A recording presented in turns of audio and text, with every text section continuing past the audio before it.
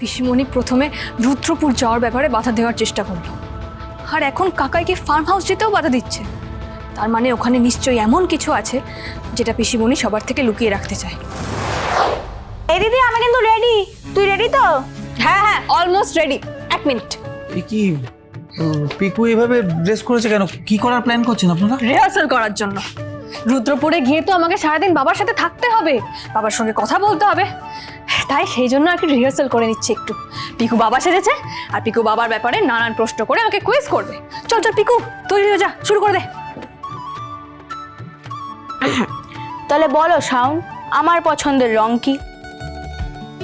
হ্যাঁ, এইটা আমি জানি, তোমার প্রিয় রং হলো নীল। বেশ, নেক্সট কোশ্চেন। এবার বলো, আমার পছন্দের খাবার কি? অন্তত 3টে বলতেই হবে। আলুর পরোটা। আলুর পরোটা, এটা তোমার লিস্টে সবার আগে থাকে। তারপর পোলাও। পোলাও, আর পোলাওয়ের সাথে তুমি যেটা খেতে সবচেয়ে বেশি ভালোবাসো সেটা হলো ক্ষীরের পায়েস। পায়েস।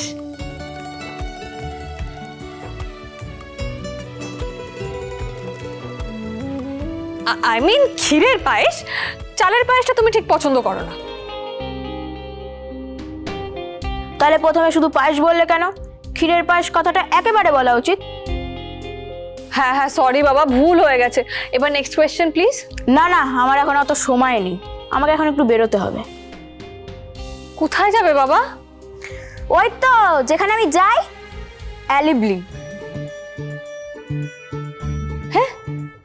হ্যালিবলিটা আবার কি?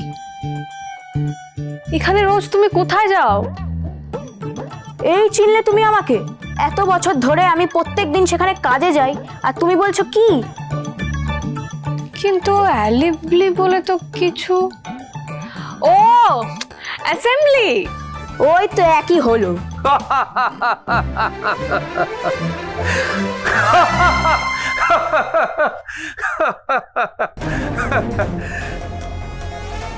বিরুর হাসির আওয়াজ না?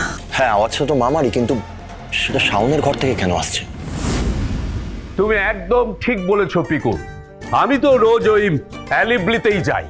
সরি মামা, আমি দিদির সাথে শুধু একটু খেলছিলাম। আহা, কি করছো? খুলো না খুলো না, তোমাকে খুব মানিয়েছে, একদম আমার মতোই লাগছে। শিক্ষামন্ত্রী পিকু রানী। বাবা, তুমি আমার ঘরে কিছু বলবে? পুজোয় শাওন পবিত্র কলসি বহন করবে, তো তাই তার আগে ওকে কিছু নিয়ম মেনে চলতে হবে, যেগুলোকে একভাবে সাবধানবাণীও বলা যেতে পারে। সাবধানবাণী মানে? বিশেষ কিছু না, ওকে শুধু এখন কটা দিন খুব সচেতন থাকতে হবে। দেখতে হবে ও যেন কোনোভাবেই কোনো রকম আঘাত না পায়। হ্যাঁ, যে কথাটা বলতে এলাম, তোমার শরীরটা ভালো নেই। রুদ্রপুর যাওয়ার আগে তোমাকে পুরোপুরি সুস্থ হয়ে উঠতে হবে, তাই বাড়ির বাইরে বেরিয়েও না, রেস্ট নাও, বাড়িতে থাকাই ঠিক হবে। কথাটা মনে রেখো। হ্যাঁ আচ্ছা। শুভ, তুমি আমার সঙ্গে এসো, একটা জরুরি কাজ আছে। হ্যাঁ স্যার।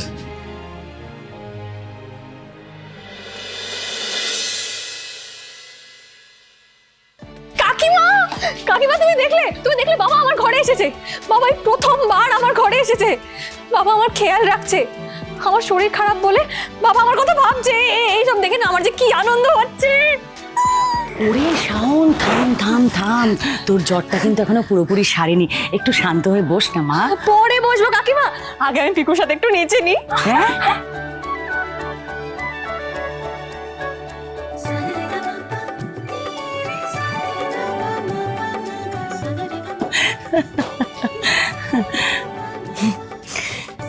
শুধুমাত্র ওর বাবা পাশে আছে জানলে মেয়েটা কত খুশি হয়ে যায়। ঠাকুর ওর এই খুশি আর আনন্দ ওর জীবন থেকে তুমি কখনো কেড়ে নিও না। ওর মনের সমস্ত ইচ্ছে তুমি পূরণ করো। তুমি আমায় ডেকেছিলে? হ্যাঁ হ্যাঁ, বলছি রাজীব, ভাবছিলাম রুদ্রপুর থেকে নীলরতন বাবু যখন এসেছিলেন, উনি তো খালি হাতে আসেননি, আমাদের সবার জন্য কিছু না কিছু উপহার নিয়ে এসেছিলেন। তাই আমরা যখন রুদ্রপুর যাব, আমাদেরও খালি হাতে যাওয়াটা উচিত হবে না। আমাদেরও প্রত্যেকের জন্য, গ্রামে যারা আছেন গ্রামবাসী সবার জন্য কিছু না কিছু উপহার নিয়ে যাওয়া উচিত। বেশ তো দাদা, আমি তাহলে জিনিসপত্র কেনার ব্যবস্থা করছি। হ্যাঁ, তুমি তাই করো। আচ্ছা, আমাদের তো অনেক দিন ফার্ম হাউসে যাওয়া হয়নি। আচ্ছা তুমি বলো, আমরা যদি সেখান থেকে কিছু উপহার সবার জন্য নিয়ে যাই কেমন হয়? তার আগে তোমাকে অবশ্য একবার ফার্ম হাউসে গিয়ে দেখতে হবে সব কিছু ঠিক আছে কিনা। দরকার পড়লে আমি না হয় একবার তোমার সঙ্গে ফার্ম হাউসে যাব। বেশ তো দাদা, তুমিও চলো না। আমি ওখানকার সিকিউরিটি গার্ডকে বলে রাখছি যাতে ফার্ম হাউসটা পরিষ্কার করে রাখে। কাল সকালেই তো ফার্ম হাউসে যাওয়ার কথা, তাই তো? হ্যাঁ বৌদি, কাল সকাল। আসলে কালকে আমার এখানে অনেকগুলো কাজ আছে, তার মাঝখানেই সময় করে চলে যাবো আর কি।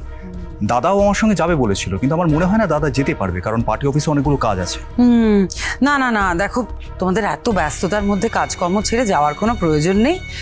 আমার কথাটা শোনো, আমি চলে যাচ্ছি ফার্ম হাউস, আমি নিজে গিয়ে সব গুছিয়ে কাজ করে নেব। কিন্তু বৌদি, আমি না গেলে কি করে হবে? কারণ দাদা তো আমাকেই যেতে বলেছে।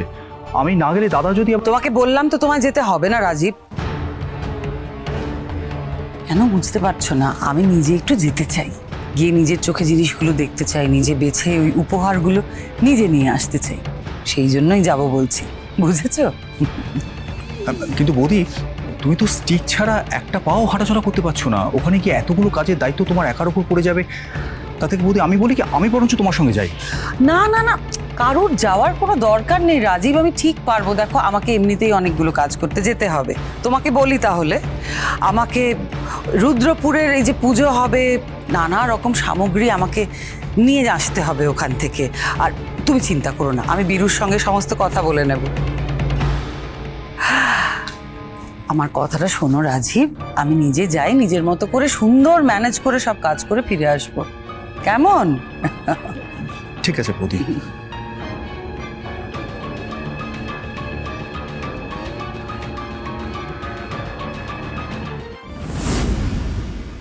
পিসিমণি কিরকম ডেসপারেটলি কাকাইকে ফার্ম হাউস যেতে বারণ করছে। এত বছর নানান অজুহাতে ফার্ম হাউস যাওয়া থেকে সবাইকে আটকে রেখেছিলাম আমি, কিন্তু সেটা মনে হচ্ছে আর সম্ভব নয়। তাই বীরু ভাই পরিবারের অন্য কেউ ফার্ম হাউসে যাওয়ার আগে আমাকেই যেতে হবে। আমাকে ওখান থেকে সব সরিয়ে ফেলতে হবে।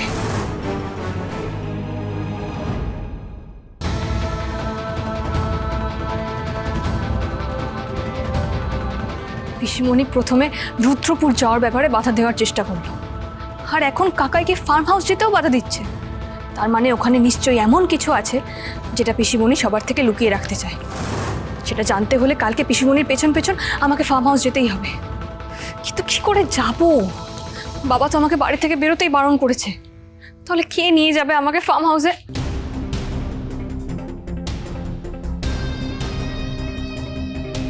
শুভ।